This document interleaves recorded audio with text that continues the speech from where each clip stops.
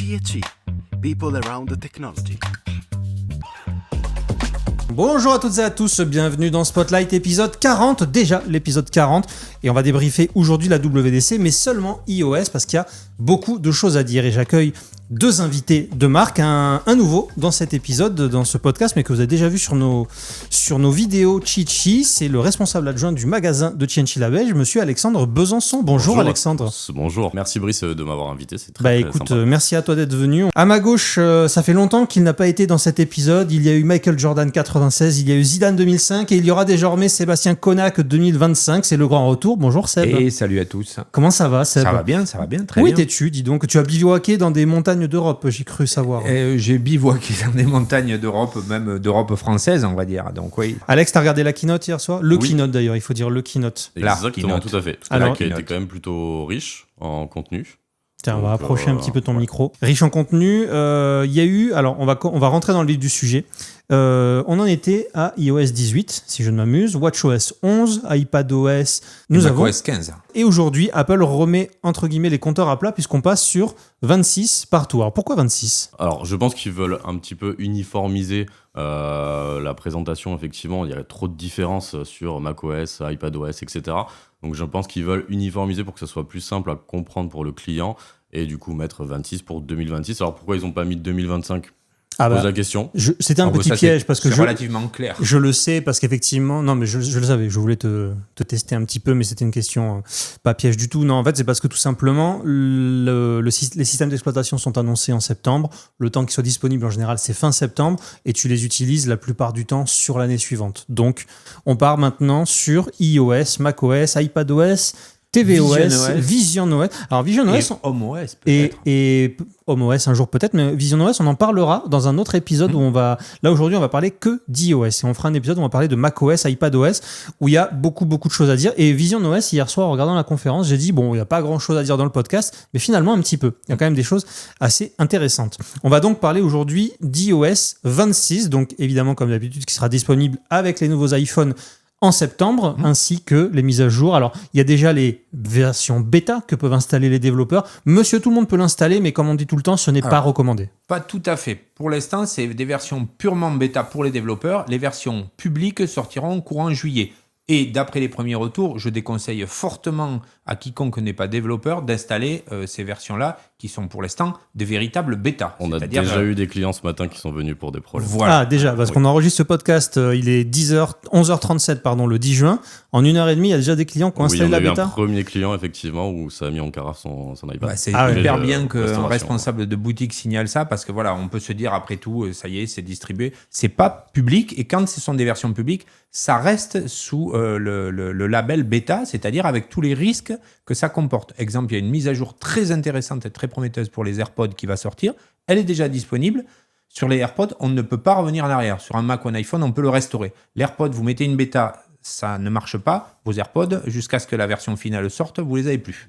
Un petit mot avant qu'on rentre dans le vif du sujet d'iOS 26. Il y a eu justement, avant qu'Apple rentre eux aussi dans le vif du sujet, alors il y a eu cette petite intro assez génial, je trouve dire, sur fond du film Formule 1 où Craig Federighi faisait des tours de circuit sur le toit de l'Apple Park. J'ai eu un petit... je me suis dit, pas très écologique quand même, la Formule 1. Et puis après, hop, avec la télécommande, on bascule sur les panneaux solaires. C'était assez malin. Mais surtout, ils ont parlé d'Apple Intelligence avec le Private Cloud Compute qui va arriver. On y reviendra plus tard dans les détails. Mais surtout, Seb, on a dans ce podcast... parlé souvent d'Apple Intelligence. Notre ami Locan avait beaucoup de choses à dire. Et finalement... Apple a quand même un peu mis les points sur les i en disant on continue nos efforts, on vous en reparle l'an prochain. Ils sont restés évasifs, mais avec une certaine honnêteté en disant, voilà, en ne promettant pas monts et merveilles comme d'autres marques auraient pu le faire par exemple. Là, ils ont été vraiment clairs. Ah ben, exactement. Moi, ce qui m'a surpris, c'est que beaucoup d'insiders, c'est-à-dire, vous savez, comme Mark Gurman ou autres, c'est-à-dire tous ces gens qui ont la capacité à avoir des personnes qui leur délivrent des détails bien avant nous autres, avaient tous dit Apple va absolument mettre l'été noir sur Apple Intelligence cette année au vu du phénomène de l'année dernière et du ratage soi-disant de l'année dernière. Il n'en a rien été, ils nous ont fait du Apple Intelligence tout le long et du Apple Intelligence intelligent, passez-moi la répétition, c'est-à-dire du Apple Intelligence qui va nous servir. Voilà, c'est ça qui est génial et une ouverture toujours plus large sur ChatGPT. Donc, on va rentrer, comme je le disais, dans le vif du sujet. La première chose qui a été annoncée, alors ils l'ont annoncé un petit peu sur tous les appareils, c'est l'effet Liquid Glass. Alors, ce n'est pas du vrai verre qui va être sur les iPhones, c'est en fait une refonte. Alex, il n'y avait pas eu de refonte depuis iOS 7. Et donc là, effectivement, on va voir à quoi ça va ressembler un petit peu. Bon, évidemment, pour ceux qui nous écoutent en audio, on vous invite à aller voir le podcast sur YouTube. Et si vous êtes sur YouTube, on vous met un petit peu les images derrière. Ça va être vraiment une espèce de verre transparent. Exactement, c'est ça. Qui, je trouve, pour moi, laisse plus de place au contenu, que ce soit sur iPhone ou quoi que ce soit. Je prends l'exemple de Safari, où des fois, on avait cette barre en dessous qui était des fois gênante. Là, je trouve que c'est beaucoup mieux incorporé. C'est plus intuitif, c'est plus visuel. Je trouve que ça change quand même pas mal la donne. C'est un petit peu le leitmotiv d'Apple tout au long de cette keynote hier, c'était de dire place au contenu. Il y a une autre nouveauté qui est assez appréciable, c'est, je disais, sur le fond d'écran. Le fond d'écran qu'on peut customiser depuis plusieurs années en mettant des typographies différentes. Là, maintenant, vous avez vu, l'heure va s'adapter. Quand vous mettez l'heure et par exemple, vous avez votre chien sur le fond d'écran et qu'il y a un ciel bleu, l'heure va... Voilà. Il y a pas mal de nouveautés comme ça. On pourra avoir par exemple des photos avec un effet de 3D. J'allais y venir. J'ai ma liste sous les yeux, monsieur. Mais effectivement, il y a l'effet 3D. Et puis, il y a les animations avec l'écran principal et la musique. Moi, je suis un très grand consommateur d'Apple Music. Apple fait quand même des progrès par rapport à ça. La caméra aussi voit ça. On va le faire un petit peu sous forme de liste. On s'arrête un petit peu moins, je sais d'habitude, que dans le format. Mais vraiment, on vous donne un petit peu tout sous forme de liste et vous pourrez évidemment tester quand ce sera disponible. La caméra a été fluidifiée également, Seb, avec deux modes, photo-vidéo et ensuite avec des réglages à droite à gauche. Oui, c'est peut-être. Il faudra voir, évidemment, comme chaque fois, ce que ça donne en vrai. On est sur la toute première bêta, vous l'avez souligné tous les deux, ce qui veut dire que d'ici septembre et la sortie, il peut y avoir moult ajustements. On l'a vu l'année dernière sur Photo, où les retours des uns et des autres et des critiques des utilisateurs, des développeurs ont fait qu'il y a eu des changements qui ont été proposés jusqu'à la fin.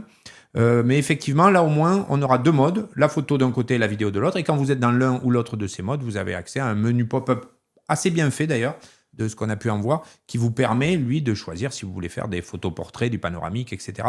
Donc là aussi, à la fois une simplification qui, de prime abord, pourrait dire une rationalisation un peu abétissante. En réalité, il n'en est rien. C'est juste simplifier et permettre à l'utilisateur de choisir dès le départ dans quel monde il va, vidéo ou photo, et ensuite de pouvoir affiner avec ces fameux petits menus pop-up. Et de le faire plus rapidement.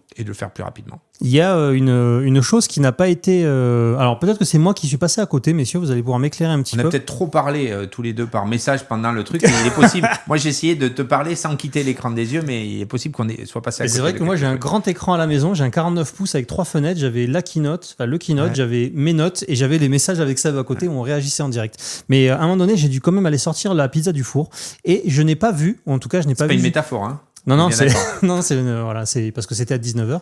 Non, mais je n'ai pas vu par contre avec quels appareils ça allait être compatible. Est-ce que Apple a été transparent là-dessus ? Oui, tout à fait compatible, tout à fait transparent sur la compatibilité. C'est l'iPhone 11 cette année qui débute comme premier appareil. Donc on oublie les iPhone 10R, 10S. Tu me reprends si j'en oublie, mais donc le 10 était déjà depuis un moment sur la touche, mais 10R et 10S sont abandonnés. Ça démarrera au 11, je pense que ça sera sa dernière mise à jour. Et même si on aura évidemment, tu l'as dit, l'occasion de faire une spéciale Mac aussi, pour ce qui est des Mac, il reste quelques Mac Intel, je crois 2 ou 3, un portable, un Mac Pro et un iMac me semble-t-il. Mais là, on commence à rentrer dans le dur et déjà sont annoncés le fait que tous les appareils qui ne sont pas silicone seront abandonnés l'année prochaine, mais ça, c'est pas une découverte. Il était presque temps, j'ai envie de dire. Oui, tout à fait. C'est presque rassurant de savoir, parce qu'on a vu, comme tu l'as dit, beaucoup de choses qui fonctionnent avec Apple Intelligence. Au final, il y a pas de, ça aurait pu être réservé tout ça à des téléphones qui ont Apple Intelligence. Attention, tu fais bien de mettre ça en avant, Brice, c'est très important. Ça ne veut pas dire qu'Apple porte Apple Intelligence jusqu'à l'iPhone 11. On est toujours bloqué sur l'iPhone 15 Pro, puis 16 Pro et suivant à venir à la rentrée. Les fonctionnalités esthétiques, la nouvelle apparence Liquid Glass sera disponible sur ces appareils. Ça ne veut pas dire pour autant que l'ensemble des nouveautés, même hors Apple Intelligence, sera disponible sur l'iPhone 11. Ça veut dire que globalement, l'esthétique générale sera reprise à partir et la mise à jour sera disponible sur l'iPhone 11. Ensuite, il faudra évidemment monter en gamme pour pouvoir profiter de toutes les possibilités et encore plus en ce qui concerne Apple Intelligence, qui, rappelons-le, c'est 15 Pro, 16 Pro et 17 à venir. C'est intéressant de t'avoir, Alexandre, aujourd'hui, parce que toi, tu es au contact direct du client en magasin. Est-ce que tu considères, tu trouves que par rapport aux demandes que vous avez, l'OS, c'est-à-dire pas le hardware mais le software, est vraiment quelque chose qui passionne les clients, où il y a vraiment une forte demande, peut-être plus sur le volet technique, mais est-ce que c'est quelque chose que les gens regardent aussi à l'achat ? Oui, je pense que les clients sont intéressés parce qu'il y a toujours des petits sujets, chaque client a des besoins spécifiques et c'est vrai que des fois c'est pas le téléphone qui va répondre à ce besoin-là mais le logiciel, l'OS. Donc oui, il y a une forte demande et on accompagne aussi beaucoup les clients justement des fois sur l'utilisation de l'OS pour qu'en fait ils maximisent leur usage que l'on peut faire avec son téléphone. C'est plutôt une bonne chose ça. Une petite parenthèse avant de poursuivre sur Theb, je sais que la fonction téléphone, les mises à jour t'ont beaucoup hypé. Sur CarPlay, parce que CarPlay, ça fait un petit moment qu'on n'en avait pas entendu parler dans la WWDC. Il y a un nouveau design pour ceux qui l'ont. Est-ce que l'un de vous a CarPlay par exemple ? Oui, bien sûr. C'est bien bon. sûr. Pourquoi je pose la question ? Moi oui, mais en filaire, donc je suis pas sûr que ça sera compatible avec les versions filaires. Oui, il n'y a pas de à mon avis. raison. A priori, il n'y aura pas de double version. Donc, que vous ayez une version filaire ou une version Wi-Fi, je pense qu'on profitera de ce nouveau CarPlay qui a l'air assez sympa. Il y a des bonnes mises à jour. Évidemment, on n'est pas sur CarPlay Extra là, ou CarPlay Ultra. Ouais. Mais pour ceux qui ont la chance de pouvoir éventuellement investir dans une Aston Martin. Alors c'est ce que j'allais te dire. des possibilités. Il fallait avoir une Aston Martin pour avoir CarPlay Ultra. Puisque Aujourd'hui, c'est le premier, mais il y aura évidemment beaucoup de modèles ensuite hériteront de CarPlay Ultra sur des nouvelles voitures. Mais ça demande un tel engagement de la part du constructeur. On n'est pas là sur une simple surcouche qui vient, qui est envoyée, injectée par le téléphone. On est véritablement sur une sorte de mainmise d'Apple sur le système du véhicule. Donc ça peut un peu apeurer certains constructeurs. Et donc voilà, ça arrivera sûrement, mais lentement. Comme vous le savez, un téléphone sert principalement à téléphoner et l'application téléphone a fait des grands pas hier, Alexandre, j'ai envie de dire. Oui, tout à fait. On a eu plusieurs nouveautés qui sont intéressantes. Le filtrage d'appel, donc, qui effectivement permet d'identifier l'appelant avant même que l'on décroche. Donc ça peut être très intéressant. Ça, c'est génial. Ça veut dire fin du démarchage qu'on doit tous recevoir de façon intempestive depuis 6 mois. Exactement. Les fameux appels où ça parle et où c'est des voix préenregistrées. Si ça marche comme c'est présenté hier, c'est révolutionnaire, c'est génial. Oui, clairement. Sachant que du coup, on répond à la place de l'utilisateur de l'iPhone et après, effectivement, en fonction, on peut décrire que c'est un spam ou pas. Ça, c'est quand même très, très, très intéressant. Vous voyez qu'on est très raccord parce que derrière toi, il y a le keynote d'hier soir. Alors, c'est la même fonctionnalité, mais dans les messages. On va y venir juste après, mais on est à peu près raccord là-dessus. Seb, toi, c'est quelque chose, je crois, dans ton activité qui va être extrêmement pratique. Ouais, c'est très, très intéressant. Je trouve aussi génial la fonctionnalité de traduction en temps réel d'un appel. On va y venir, ne va pas trop tu vite. nous dis d'aller vite, alors moi je me sens... Mais je suis là pour maîtriser la montre, nous en sommes à 16 minutes, tout va très bien. Moi j'aurais préféré que tu nous parles de la fonction Hold Assist avec la fameuse musique d'attente que je trouve géniale. Je vais la faire très courte. Vous appelez votre Amélie, l'URSSAF, un organisme quelconque. Les organismes qu'on n'aime pas appeler en général. Les organismes qu'on n'aime pas appeler. Et là, on vous dit ne quittez pas, on vous met en attente, on vous reprend tout de suite. Et puis là, vous avez la une petite 6e musique symphonie d'attente. de Schubert. Donc vous mettez arrive. sur haut-parleur et vous restez à côté, sauf que vous pouvez plus vraiment utiliser votre téléphone. Alors évidemment, vous pouvez quitter l'application téléphone, continuer d'entendre, mais c'est toujours compliqué au moment où il faut reprendre l'appel. Là, en réalité, le téléphone en fait va attendre pour vous, c'est-à-dire que vous pouvez vaquer à vos occupations, faire toute autre chose. Quand il entendra une voix humaine qui vous dit « Allô, allô, je suis à vous », automatiquement, la communication reprendra sur l'écran du téléphone et vous permettra de continuer d'entamer plutôt votre discussion avec le destinataire de l'appel. Donc ça, c'est une fonctionnalité aussi qui me tarde de voir déployer. Ouais. Je crois même que quand ça va détecter la voix humaine, ça va dire à la voix humaine de l'autre côté, nous vous remettons en contact avec... Exactement. C'est un peu l'arroseur arrosé. On va enfin pouvoir se venger de toutes ces hotlines qui nous ont... voilà. On va repasser sur ce qui était derrière toi, Alexandre, sur les messages. Les messages, alors je vais faire un parallèle un petit peu malheureux, mais c'est pour que tout le monde comprenne. Message se rapproche de plus en plus de WhatsApp. Ne serait-ce que pour les fonds d'écran des messages, les sondages et les spams dans les messages, on l'a vu derrière toi. C'est quand même assez pratique, ça.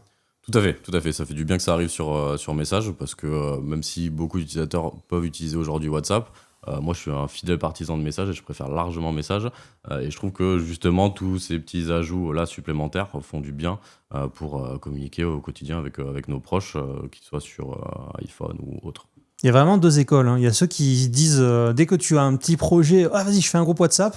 Et il y a ceux qui te disent, comme Logan la dernière fois, qui nous avait dit, non, mais moi, je ne touche pas à WhatsApp, vous faites message. Je suis pareil, dans la même catégorie. Je ne touche pas à WhatsApp. Et d'ailleurs, souvent, il y a des clients qui m'envoient des messages via WhatsApp. Je les vois au bout de plusieurs semaines, voire plusieurs mois, parce que WhatsApp, pour moi, c'est vraiment une appli. C'est le mal pour toi ? C'est pas le mal, mais ça ne sert à rien à mes yeux. Mais, Ah bon ? ouais.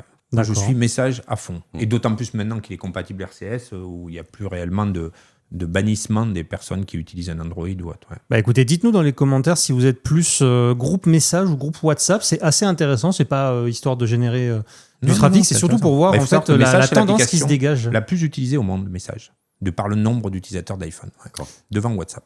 Avant de passer à la traduction, où je sais que tu m'as dit hier soir, j'ai été complètement bluffé. ChatGPT arrive dans Playground. On en avait parlé de Playground. J'adore dire ce mot en plus, Playground. Ouais. On en avait parlé dans le podcast sur Apple Intelligence, où vraiment c'était, rappelle-nous, c'est Alexandre qui va nous rappeler le principe de Playground. Alors, ça permet effectivement de créer des images en fusionnant, par exemple, des emojis avec un personnage, etc. Et de créer des nouvelles images qu'on peut personnaliser. Attention, c'est les Genmoji, ça. Genmoji, c'est créer un nouvel emoji. Playground, c'est créer une image en partant de rien avec des petits éléments. Ouais, exactement. Voilà. Et bien, ChatGPT, il est désormais intégré. Alors, ChatGPT est dans l'iPhone depuis Apple Intelligence, puisque c'est un partenariat qui s'est ancré dans le temps. Mais voilà, donc c'était une petite... l'intérêt de la chose, c'est que ça évitera ce côté très limité que propose Image Playground. C'est très sympathique, Image Playground. Et simplement, là, on pourra lever la limite un peu plan-plan de Image Playground by Apple en passant par le moteur de rendu d'image de ChatGPT. Et donc, ça permettra aux enfants de jouer avec Image Playground et aux grands ou aux professionnels d'obtenir des images qui seront d'une qualité un peu plus professionnelle, un peu plus utilisable au quotidien. Et en plus de ChatGPT, il y a une fonction qui sera la transcription du Genmoji. En fait, ils l'ont expliqué hier, la dame qui présentait disait, si vous n'avez par exemple pas compris la blague de quelqu'un qui va générer un emoji pour faire une blagounette entre vous, ça pourra être expliqué. Moi, je pense que ça n'engage que moi. Mais je pense que cette fonctionnalité-là, cette dame, elle a subi une blague qu'elle n'a pas compris. Et elle a dit à Tim Cook, on va faire ça. Ouais. Comme le mec au-dessus qui a fait Hold Assist, il a dû attendre une plombe pour une hotline un jour. Il a dit, on va faire ça aussi. Mais en même temps, toutes les inventions partent d'un problème donné des créateurs et qui y répondent finalement. Exactement. On voit que dans les versions 26, maintenant ça va faciliter le discours, dans les versions 26 de tous les nouveaux OS, il y a beaucoup de paramètres qui ont été pris en compte, qui étaient des choses qui pouvaient être attendues depuis plusieurs années, voire plusieurs décennies parfois, et que lors de cette remise à plat visuelle, on en a profité, et de cette intégration de l'IA à la sauce Apple, on en a profité pour rattraper certains retards, corriger des choses qui avaient besoin de l'être, et ça, c'est plutôt pas mal. Et c'est ce que Apple a dit de nombreuses fois hier. On a écouté aussi nos clients, on a écouté vos remarques, et c'est quelque chose... Peut-être qu'ils ont écouté Locan, peut-être qu'ils ont écouté ce podcast, et s'ils nous écoutent, on leur passe le coucou. On va arriver sur... Est-ce que, Seb, tu peux dire que c'est le banger, le game changer de cette WDC, c'est le volet traduction? Ça fait partie des choses vraiment intéressantes, parce que qu'est-ce qui nous relie? Ce sont tous ces appareils, c'est Internet, et ça nous permet de discuter avec des gens à l'autre bout du monde de tout un tas de sujets. Jusqu'ici, on écrivait beaucoup, maintenant on se parle de plus en plus. Pourtant, il reste quand même la barrière de la langue. Alors évidemment, l'anglais, ça peut être facile pour certains, pour d'autres plus compliqué, puis des langues plus exotiques, des langues asiatiques, des langues du monde arabe, le perse, l'arabe et autres. C'est compliqué dès qu'on veut parler. Ne serait-ce que réserver une chambre en Espagne si vous ne parlez pas espagnol, ça va être compliqué. Là, les choses vont être plus fluides, tant dans le message que dans la partie téléphone. Vous pourrez parler à votre interlocuteur en français en lui disant, voilà, je voudrais réserver une chambre à Barcelone pour 3 nuits, nous sommes 2 adultes, un enfant, quel en est le prix et la disponibilité. Votre interlocuteur vous entend parler français. En temps réel, il a une traduction sur son écran de ce que vous dites, il peut même le faire prononcer. Et en retour, quand lui va vous parler en espagnol ou en catalan, plus précisément pour Barcelone, et qu'il va vous répondre, vous entendrez ce qu'il vous dit dans sa langue native, mais vous aurez la traduction instantanée et la possibilité, pour les messages comme pour la discussion, de le faire lire à haute voix dans votre langue ou dans la langue d'origine. Donc, on va avoir une espèce de capacité d'espéranto inespérée, jeu de mots subtil, qui va permettre d'avoir une traduction quasi instantanée. Si on ajoute à ça cette possibilité intégrée au futur AirPod ou à la mise à jour des futurs AirPods, ça veut dire qu'on vous parlera dans la rue dans une langue, vous entendrez dans vos oreilles dans votre langue et vous répondrez dans votre propre langue à vous, et la personne de l'autre côté avec un iPhone ou des AirPods entendra dans la sienne. C'est incroyable, même en magasin, ça peut vous aider ça. Pour si vous avez des clients qui viennent et qui ne parlent pas la langue, alors nos collaborateurs sont formés à l'anglais, à l'espagnol, mais effectivement, comme dit Seb, des langues peut-être plus inconnues, Ça plus pourra, exotique. Ouais. Ça Oui. pourrait Mais nous c'est aider, aussi- oui. ouais. Et ça arrive surtout là, pendant l'été, etc. Il y a quand même beaucoup de gens qui voyagent, qui viennent ici à Toulouse. Et on a effectivement des gens alors, qui parlent anglais ou espagnol. Ça peut quand même aider certaines personnes. Moi, je parle pas espagnol, par exemple, donc ça pourra m'aider. Et d'autres langues. Donc oui, c'est très intéressant. Et je pense que c'est la plus grosse nouveauté, le plus gros sujet qui était vraiment intéressant hier, pour moi, avec Spotlight aussi sur macOS. Ah bah là, c'est- À macOS, ça sera dans l'épisode suivant. J'espère que tu seras avec Mais nous c'est d'ailleurs. aussi, cette fonctionnalité entraîne aussi la mort de futurs robots comme R2D2 ou aussi FreePO, puisque c'était des robots qui permettaient justement de traduire. Que vous alliez sur Coruscant ou Tatooine, ils étaient là pour traduire. Et là, on aura besoin juste de son iPhone dans la poche. Donc, c'est pas mal aussi. C'est Ça. toujours intéressant de faire un petit parallèle cinéma, Sébastien, Exactement. on t'en remercie. En fait, quand je regardais la conférence hier, je me disais, on arrive au niveau des conférences internationales où ils ont tous une petite oreillette, où ils communiquent tous dans une espèce de, alors pas une langue universelle, mais d'ailleurs, Yeah. est-ce que vous savez quelle est la langue qui se pratique, la langue de la diplomatie officielle? Les diplomates entre eux dans la- le monde doivent parler une seule langue. Est-ce que vous savez laquelle c'est? La langue de la diplomatie, j'aurais peut-être dit comme pour les JO, le français. C'est le français, Ouais. absolument, Ouais. monsieur. C'est- Et on a eu N'ayez hier, pas peur, je suis français, monsieur Ramirez. on a eu hier d'ailleurs dans la présentation de Translation, finalement une démonstration en français. Ouais, Parce que tout à c'était fait. une jeune américaine qui discutait avec peut-être sa tata ou sa C'est maman, la grand-mère, Ouais. qui était. pas de bêtises. Ah, c'était la grand-mère, d'accord. Qui était en France. Donc voilà, Cocorico, un petit peu de français dans le keynote. Donc une excellente nouvelle que cette transcription. Petit mot d'Apple Music. On le disait tout à l'heure qu'on était extrêmement consommateur de ça. On aura la traduction des paroles désormais, donc ça c'est très bien. Moi, c'est vrai que des fois, je regarde les paroles d'une chanson pour essayer de pas chanter en yaourt, et il y a pas la traduction. Là, ça y était. Et en parlant de yaourt, justement, c'est fini le yaourt puisqu'il y aura même la prononciation des paroles. Donc Oui. c'est fini, votre ami qui veut chanter une chanson en anglais, qui ne sait pas chanter en anglais, qui a un accent désastreux, et bien désormais vous pourrez l'aider. En tout cas, l'iPhone pourra l'aider. Et je trouve que c'est bien aussi sur un plan éducatif parce que ça permet aux enfants, aux ados, mais même aux adultes, moi très souvent, je me dis quel est le sens de cette chanson. Parfois, vous écoutez une chanson en pensant qu'elle est guillerette et en réalité, les paroles sont d'une tristesse absolue. Et inversement, le rythme musical n'est pas forcément le reflet des paroles. On peut chanter des choses très dures et très tristes sur des rythmes enjoués. Et donc, c'est super intéressant, je pense, pour mieux comprendre la philosophie d'un artiste que d'avoir les paroles dans notre langue pour avoir la subtilité de ce qui est décrit.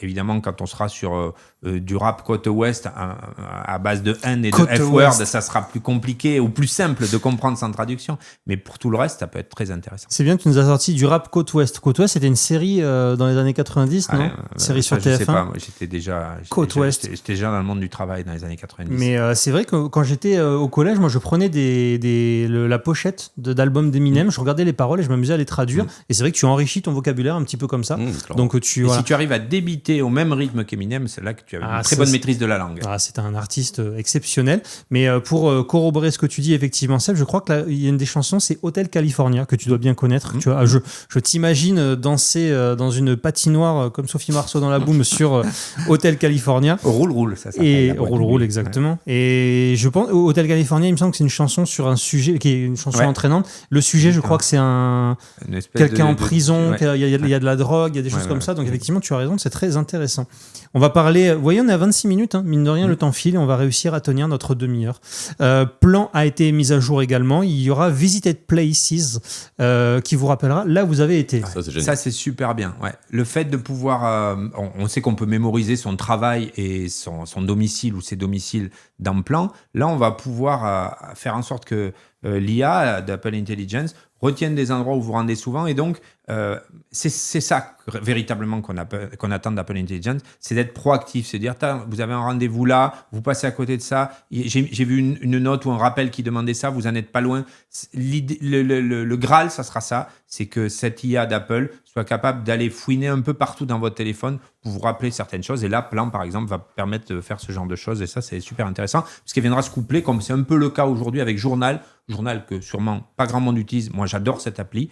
Il ne faut pas hésiter à y mettre le nez dedans, parce que c'est une vraie boîte à souvenirs. Tu sais que j'ai pensé à toi quand ils en ont parlé en fin de conférence, l'appli Journal, parce que dans un ancien podcast, on avait dit, ah c'est vrai qu'elle existe cette application, elle avait été sortie, mais finalement très peu mise en avant. Toi, c'est quelque chose, Alex, qui te branche bien aussi, ce Visited Places. Oui, parce que on visite plein de restos, ne serait-ce que ça, et des fois c'est difficile de s'en souvenir, ou on veut recommander à un ami et on se souvient plus du nom du resto. Là, ça sera très facile de retrouver effectivement ce qu'on a visité, où on a été mangé, et de recommander à des amis ou retourner. Alors je sais pas, peut-être qu'il y aura la mise en place aussi peut-être de notes, où on pourra au moins mettre une note sur le lieu visité ou rajouter des choses écrites. Ça peut être vraiment, vraiment intéressant. Si vous vous ennuyez, allez sur Google et allez voir les avis Google des monuments. Il y a des gens qui laissent des avis Google sur les monuments. Et voilà, je crois que j'avais... La Tour Eiffel, très surfait, c'est pas terrible. Non, mais tu rigoles, mais va voir les avis Google sur la Tour Eiffel où il y a des gens qui mettent une étoile et ils mettent trop haut, enfin des choses comme ça. C'est vrai. Donc, c'est vrai. Trop vieux surtout. Je veux dire, à un moment donné, il faut passer à autre chose. Non, mais tu sais que c'est rigolo. Nous, ça fait partie de mon travail, moi, de gérer les avis Google. Je dois en avoir une 50aine par semaine pour les magasins de Chi&Chi. Mais il y a des avis Google, tu sais, des espèces de best-of qu'on retrouve sur Internet où il y a des gens, tu te dis, ils sont pas faits comme nous. C'est très drôle et c'est vraiment, des fois, c'est dommage parce que nous, des fois, on a des avis, on accepte totalement la critique de nos clients et des fois, en fait, c'est pas spécialement justifié. Donc, ça casse un petit peu le travail de nos collaborateurs. C'est très rare, hein, mais ça arrive aussi. Il faut savoir se remettre en question et le dire quand c'est bien et quand c'est pas bien. Exactement. Mais par contre, des fois, il y a des gens qui laissent des avis sur des sociétés, des choses comme ça. C'est extrêmement drôle. Bref, c'était une parenthèse. Apple Pay a subi une petite mise à jour également. On pourra suivre ses commandes dans Apple Pay. C'est-à-dire que si tu as payé avec Apple Pay, tu pourras suivre en fait où en est ta commande. C'est une petite mise à jour sympathique. C'était déjà le cas, donc j'ai pas trop compris. Peut-être qu'ils ont amélioré ou agrandi le spectre des éléments, mais il y avait certains déjà commerces où quand vous commandiez, vous aviez un suivi de votre colis. Mais c'est très bien. Sur Apple Pay, c'est quelque chose qui roule. On va pas trop s'avancer en Europe, étant donné que la Commission européenne met quand même beaucoup de bâtons dans les roues d'Apple au niveau d'Apple Pay. Aujourd'hui, on va pouvoir mettre n'importe quel système de paiement en utilisant le système d'Apple. Je pense pas que ça va simplifier et fluidifier les choses. Malheureusement, ça va rendre les choses de plus en plus compliquées et il y aura sûrement même des arnaques dont Apple ne pourra être tenu pour responsable. C'est un peu défaitiste, mais c'est très bien de le dire. C'est réaliste aussi pour effectivement par rapport à la réalité des choses. Et tout ce qu'on a dit d'ailleurs, on est allé très vite sur les nouveautés. Il y a beaucoup de choses. Il faut faire le distinguo entre ce qui sera disponible en France, aux États-Unis. Ouais. Mais ça, évidemment, on vous invite on attend toujours la reproduction de l'iPhone sur le Mac. J'ai toujours pas compris quelle était la réelle raison de l'absence de cette fonction qui n'entraîne politiquement aucune contrainte. Et bien ça, on en parlera dans l'épisode suivant. Exactement. Et je pense qu'on aura d'ici la sortie l'occasion de se revoir et de se rentendre les uns les autres au fur et à mesure des avancées. Bien évidemment. Avant de parler de l'application Game, les jeux, ça qui va aussi, ça c'est presque un épisode spécial qu'on pourrait faire. D'ailleurs, si vous nous écoutez, que vous êtes un gamer et que, par exemple, si vous jouez aux jeux vidéo sur des Mac, et au contraire, si vous jouez à des jeux vidéo et que pour vous, jouer sur Mac est une hérésie, écrivez-nous. On aimerait bien faire un épisode avec des points de vue extrêmement différents, mais Apple essaye vraiment et met en tout cas tout en place, tout en œuvre pour faire des Mac une véritable plateforme de jeu. Avant qu'on parle des nouveautés, on va avoir Visual Intelligence. Est-ce que tu peux nous en parler ? Je vais demander à Alexandre, parce que ça a été... Au final, c'est un petit... tu connais Google Lens, forcément. Oui, c'est un petit Google Lens dopé. Exactement. La fonction est juste géniale. C'est vrai que des fois, on navigue sur Internet, on ne sait pas d'où on pourrait trouver cette veste-là. Ou même dans la rue. Ou même dans la rue, effectivement. Et ça fonctionne quand même relativement bien. On peut avoir effectivement après en favori du Etsy si on a l'habitude de faire du shopping sur Etsy, etc. Donc très poussé. Hâte de le tester également. Mais ça annonce du bon quand même. Petite parenthèse quand même, si vous croisez quelqu'un dans la rue et que vous aimez sa veste, demandez-lui avant de le prendre en photo. Ça peut quand même être assez tendancieux, mais Seb, toi, je sais que tu essayes d'éviter le fashion faux pas et que tu commandes souvent des vêtements, ça pourra t'aider. Oui, alors là, pour le coup, c'est pas vraiment le cas. Le fashion faux pas, on fait tous attention, j'espère, mais pour ce qui est de commander des vêtements, non, je tourne sur un même kit de vêtements en règle générale. Vu la masse de t-shirts que je possède, j'ai pas de difficulté à en changer tous les jours pendant 10 ans sans jamais remettre le même. Mais effectivement, je trouve que cette nouvelle fonctionnalité de Visual Intelligence est pas mal, parce qu'elle permet à la fois, comme on le faisait jusqu'ici, de pouvoir capter une image qui se trouve autour de nous, mais aussi d'aller analyser un produit qu'on voit sur Internet, et ça, c'est génial. Notamment, la petite partie qui permet, par exemple, quand vous voyez une affiche ou une annonce d'un événement, d'aller capturer toutes les infos de l'événement. Ça, c'est très fort. Ça le rajoute au calendrier, ça note les téléphones, le mail, le contact, le site web éventuellement. Ça, c'est hyper fort, ouais. Je trouve que vraiment, on a eu plein de petites choses, mais toutes très intéressantes. On n'était pas dans de l'esbrouf, on n'était pas dans le lancement d'une appli dont on se dit, je dirais Image Playground qui était sympathique, mais qui vous laisse un peu sur votre faim une fois que vous avez fait le tour. Là, on est vraiment sur des outils à la marge, parce qu'on l'a dit et on l'a répété je pense à tous les podcasts, on est sur des OS qui sont hyper matures, pas s'attendre à des révolutions. Mais là, on a déjà un changement esthétique, ce qui n'était pas arrivé depuis 10 ans au moins. Et sur le plan technique, on va avoir plein de petites améliorations à la marge, mais des trucs qui vont nous servir à tous, tous les jours, pour plein d'occasions. Ce n'est pas des détails de choses qui vont toucher une ou deux personnes. Il y a quelques trucs de niche, mais la majorité de ce qui était annoncé hier et qui sera disponible, je pense, d'ici la fin de l'année, sont vraiment des fonctionnalités usuelles et utilisables par tous, tous les jours. Mais est-ce que c'est pas ça qu'on attend finalement d'une WWDC ? Il peut y avoir des grands bouleversements, mais qui prennent souvent longtemps, ou il peut y avoir des petites choses qui nous améliorent le quotidien. Petit spoiler sur l'épisode suivant de macOS, mais les dossiers en couleur qui ont été annoncés. Moi, j'étais en train de discuter avec toi, avec un autre ami. Couleur et avec icône. Et avec icône. Alors, cet autre ami m'a dit... On revient 30 ans en arrière. Cet autre ami m'a dit, je m'en fous. Moi, je t'avoue que des dossiers en couleur, c'est tout bête, mais ça va me faire gagner un temps visuel assez précieux. Mais ça, on vous invite à écouter l'épisode suivant qui sera... L'épisode que vous écoutez est disponible mercredi 11 juin et l'autre épisode suivant va sortir vendredi, donc 2 jours après. Avant de se quitter, on va parler des jeux. Je disais, Apple fait tout pour... mettre en avant l'expérience gaming. Déjà autour de cette table, je connais la réponse, mais qui est un gamer ? Sébastien, est-ce que tu joues, et j'entends pas sur l'iPhone, est-ce que tu joues sur une console de salon par exemple, ou sur une Switch 2 qui vient de sortir ? Absolument pas. S'il y a bien un domaine sur lequel je ne m'intéresse pas, c'est le gaming. Bah alors tu vas me faire le plaisir de te taire pour les 2 prochaines minutes. Et Alexandre, toi je sais par expérience, puisque nous avons déjà joué ensemble à un jeu où il faut... tirer avec des fusils en ligne, tu joues sur une console. Et là, justement, alors, il va y avoir une application qui va s'appeler Game App sur l'iPhone et sur... Est-ce que ça a été annoncé sur d'autres plateformes ? C'est une bonne question. Ça, je me disais sur iPhone, mais est-ce qu'il y aura sur iPad aussi, sur iPad, il me semble que oui. Oui, tout à fait, sans problème. Et où tu pourras voir, il y a une fonction moi que j'adore, et c'est pour ça que je parle de console de salon, c'est tu pourras voir dans tes amis qui joue à quoi. Et ça, c'est vrai que sur PlayStation, quand tu vois un petit peu dans les réglages, tu vois Alexandre est en train de jouer à telle chose, ou tu vois, même je crois que c'est assez poussé, tu peux voir combien d'heures les personnes avec qui tu es ami ont joué à tel jeu, et c'est là que tu vois qui est au chômage. Donc c'est assez intéressant comme fonctionnalité. Donc il y aura ça effectivement sur iPhone, et on pourra défier ses amis avec un espèce de petit système de challenge. Exactement, c'est ça. On aura aussi le classement, on pourra voir qui est le plus fort dans tel ou tel jeu, se challenger.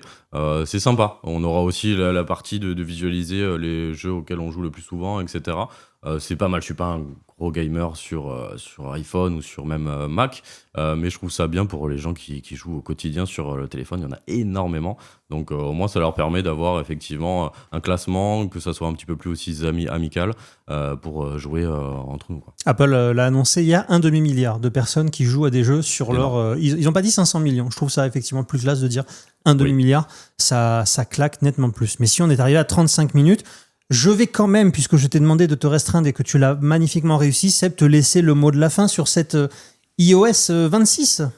Il nous tarde. Voilà, le mot de la fin, c'est il nous tarde d'avoir la version finale.